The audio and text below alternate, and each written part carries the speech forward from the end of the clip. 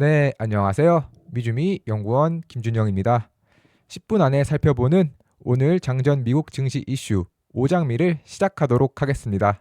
먼저 첫 번째 소식으로는 이 연준의 크리스토퍼 월러 이사가 올해 최대 4차례 금리 인하를 할 수 있다고 전망을 하며 다시 한번 좀 시장에 긍정적인 이슈를 가져와서 살펴보려고 하는데요. 이번에 크리스토퍼 월러 미국 연준 이사는 이 CNBC와의 인터뷰를 통해서 현재 이제 인플레이션이 좀 완화되어 연준이 올해 여러 차례 금리 인하를 할 수 있을 것으로 예상한다는 긍정적인 소식을 밝혔습니다. 시장이 그러면서 특히나 이제 인플레이션이 또 완화가 되니까 시장이 예상하는 것보다 조금 더 빠르게 이렇게 금리 인하가 시작될 수 있다고도 전했는데요. 다만 이는 여전히 좀 데이터가 앞으로 좀 어떻게 드러나는가에 따라 다르다고 전하며 이제 인플레이션 데이터가 이제 좀 협조적으로 나오지 않으면 한 번에서 두 차례 정도 금리 인하를 할 수 있고, 만약에 좋게 나오면 세 차례에서 최대 네 차례까지 인하할 수 있을 것으로 밝혔습니다. 인하 시기와 관련하여서는 좀 인플레이션 감소 효과가 이어진다면 상반기에 금리를 좀 내리는 것이 합리적이고, 또 빠르면 이제 3월 인하도 배제할 수 없다고 밝혔는데요. 이에 따라 다만 이제 좀 시장과는 여전히 좀 괴리가 있는 모습입니다. 이제 시장 같은 경우는 여전히 금리 인하는 좀 올해 한 차례 정도만 이렇게 예상을 하고 있는데, 또 이렇게 월러 이사의 말처럼 이제 금리가 또 이렇게 내려온다면 역시나 이제 시장에는 굉장히 긍정적인 영향이 있을 것으로 예상이 되고요. 그와 관련해서 조금 더 이렇게 좀 다른 연준 이사의 말도 한번 살펴보도록 하겠습니다. 이 굴스비 시카고 연은 총재 같은 경우는 이번에 좀 여러 고용 데이터와 이런 인플레이션 데이터를 보고 좀 금리 인하에 좀 신중한 접근이 필요하다라며, 원래는 좀 비둘기파적인 인물인데 오히려 약간은 살짝 매파적인 모습을 보이기도 했습니다. 이 시카고 연은 총재인 오스틴 굴스비 같은 경우는 이번에 또 노동시장의 안정화를 강조하면서 연준의 추가 금리 인하에 대해서 이렇게 신중한 접근을 해야 된다고 주장을 했는데, 그 자신은 기본적으로 작년 여름에 실업률이 1%포인트 상승하는 모습을 보이면서 역사적으로 이렇게 실업률이 1%포인트 이상 상승하면 이제 추가적으로 악화되는 경우가 많아서 자신은 이거를 매우 우려했기 때문에 이제 9월에도 50bp 인하를 지지하고 그 이후에도 금리 인하하는 것을 지지했지만, 현재는 뭐 11월 실업률은 이미 4.2%로 정점을 찍었고 12월도 4.1%로 하락하는 모습을 보였다며, 이제는 이제 경기 과열 이후 균형 조정 과정으로 좀 봐야 하고, 이에 따라 자신이 보기에는 좀 장기적인 침체 우려는 줄어들었고, 또 실업률 외에도 고용 증가율이나 노동 참여율과 같은 이런 지표들을 살펴볼 때 완전 고용 상태와 좀 일치하는 방향성을 보여서 이제는 좀 금리 인하에 좀 신중해야 한다라는 의견을 보였습니다. 아마 이에 따라 또 이번에 있었던 아까 그 월러 이사와 이 시카고 굴스비 이사의 말을 들어보았을 때 빨라도 3월에 금리 인하를 할 것이고, 대체로는 좀 신중한 입장을 생각하고 있기 때문에 일단은 이번 1월에는 좀 금리 인하가 확실히 없을 것은 거의 뭐 확실한 모습처럼 보이고요. 그다음에 이제 계속해서 이번에 옵션 관련된 이슈를 살펴보도록 하겠습니다. 현재 이제 4조 2천억 달러 규모의 2025년 첫 옵션 계약 만료일이 바로 오늘인데요. 네, 기본적으로 이제 2024년도 작년에 이 네마녀의 날에 오히려 이렇게 6조 6천억 달러라는 굉장히 큰 옵션과 선물들이 만기가 있어서 그때보다 4조 2천억의 규모는 조금 작은 편이지만, 그럼에도 불구하고 이번에 또 지난 수요일에 이제 주식시장이 한번 또 CPI가 잘 나오면서 랠리를 보냈기 때문에 오히려 단기 주식 옵션 만기 가치가 조금 비정상적으로 이렇게 큰 모습이 있다며, 또 취임식과 트럼프 당선인의 취임식과 또 FOMC를 앞두고 시장에서는 좀 단기적인 저점을 찍고 좀 살짝은 하락할 수 있는 우려가 있다라고 하며, 오늘 이렇게 또 옵션 계약 만료 이후 좀 주식의 변동성까지도 한번 또 살펴보시고 또 유의하시면 좋을 것 같습니다.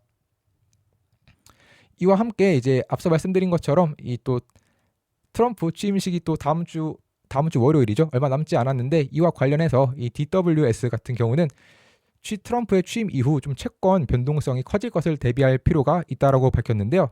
이 미주 채권 부분 책임자인 조지 카트람보는 투자자들이 지금 도널드 트럼프 대통령 당선인의 월요일 취임으로 인해 이제 국채 수익률에 좀 변동성이 커질 것을 대비해야 되는데, 특히나 이 카틀람본 같은 경우는 취임식의 발언이 굉장히 중요하다. 왜냐하면 역사적으로 트럼프의 발언에 좀 강하게 반응하는 경향이 있고, 또 트럼프 정책이 더 명확해지기 전까지 분명히 이 기간 프리미엄이 있을 것이기 때문에 이제 국채 수익률이 더 높아질 수 있다라고 전했습니다. 이제 마지막 소식으로는 이번에 또 기업 은행주들이 이제 실적 발표를 많이 했던 한 주였는데요. 이와 관련해서 또 크게 영향을 미쳤던 네 가지가 있어서 살펴보려고 하는데요. 먼저 이 왼쪽에 있는 거는 주요 은행들의 이번에 보였던 연간 이익이고, 오른쪽 같은 경우는 이 IB 수수료입니다. 보시면 이제 짙은 위에 있는 것이 24년, 아래에 있는 것이 23년인데 모두 큰 폭으로 증가한 것을 확인하실 수 있죠. 이제 미국 금융주들 같은 경우 이번에 높은 수익을 얻었던 첫 번째 이유로는 낙관론이 좀 커지면서 기업들이 더 많은 채권을 발행하고 또 부채를 떠안는 모습을 보였다라고 밝혔는데요. 특히나 이번에 또 IB 뱅크 피들이 계속해서 증가한 것을 보면 그 부분이 조금 더 확인이 되고, 특히나 이번에 이러한 추세는 2024년도를 넘어 2025년도에도 좀 이어질 것으로 전망을 되고 있고, 이에 따라 모건 스탠리의 CEO인 테드 픽 같은 경우는 은행의 이 M&A 파이프라인이 7년 만에 최고 수준이고 또 억눌린 활동이 풀리기 시작했다라고 전하며 이 IB 뱅크 피 좀 앞으로도 2025년에도 좀 증가할 가능성이 높은 상황입니다. 그 다음 두 번째 이유로는 이제 개인 소비자들 단에 있어서의 이 신용카드 사용 증가가 영향을 미쳤다라고 전했는데요. 특히 이제 신용카드를 통한 지출 같은 경우 이 미국 최대 신용카드 발급사인 JP 모건의 경우에는 굉장히 이번 신용카드를 통해 많은 수입을 얻을 수 있었다라고 전했는데, 실제 이 왼쪽에 있는 표가 이 JP 모건의 소비자 사업 부문별 매출인데, 이 카드 서비스 오토 부문은 큰 폭으로 증가를 했지만 오히려 이렇게 뱅킹이나 웰스 매니지먼트 같은 경우는 오히려 감소하는 모습을 보였습니다. 그럼에도 불구하고 이번에 JP 모건은 굉장히 좋은 실적과 함께 시장을 깜짝 놀라게 했는데, 그러한 원인 중에 하나로 물론 앞서 살펴본 IB 부문도 있었지만 또 카드 서비스 부문 또한 긍정적인 영향을 미쳤고요. 특히 이제 카드 회사별 매출을 살펴보면 이제 시티 같은 경우는 7% 증가를 했고, 웰스파고는 3%, JP 모건은 이제 비이자 카드 수입만 본다면 28.5% 증가했으며, 뱅크 오브 아메리카도 비이자 카드 수입만 놓고 보면 6.7% 증가하는 모습을 보였습니다. 다만 이제 약간은 유의해야 할 점이 바로 이 오른쪽에 보이시는 표인데요. 이 표는 바로 신용카드 연체율입니다. 이 은행들이 지금 신용카드 연체율도 함께 발표를 했는데 2022년도에 좀 가장 낮은 저점을 찍고 좀 상승하다가 지금은 소폭 하락하는 모습을 보였는데요. 이와 관련해서 이제 카드 연체 부문 관련해서 시티는 한 30일 연체율 같은 경우는 전년 대비나 전분기 대비 모두 큰 차이가 없는 모습을 보였지만, JP 모건, 뱅크 오브 아메리카, 웰스파고 모두 전년 동기 대비 YOY 기준으로는 상승하는 모습을 보였습니다. 다만 이제 조금 그래도 JP 모건 같은 경우는 또 전분기 대비는 하락을 했기 때문에 이 부분에서는 긍정적인데, 이제 뱅크 오브 아메리카나 웰스파고는 전분기 대비로도 이 카드 연체율이 상승했기 때문에 이 카드 연체율 부문은 이제 은행 사업을 보실 때 조금은 조심할 필요가 있겠고요. 그다음 세 번째 이유는 바로 이 트레이딩 부문의 굉장히 높은 성장이었습니다. 특히 이제 4분기에 이렇게 또 10년물 금리가 큰 폭으로 또 상승을 하고 또 인플레이션도 또 함께 있었죠. 그러면서 대선이나 여러 가지 이슈들로 인해서 경제 지표의 등락이 심하게 나왔고, 이에 따라 은행들의 트레이딩 수익이 크게 증가했다라고 전했습니다. 대표적으로 이 뱅크 오브 아메리카의 트레이딩 부문 같은 경우는 채권, 통화, 원자재 수익이 전년 동기 대비 19% 증가를 했는데, 그 중에서도 이 트레이딩 부문 같은 경우는 10년 만에 가장 높은 수익을 기록했다라고 전했고요. 마지막 네 번째 이유는 바로 이 자산관리 부문의 상승입니다.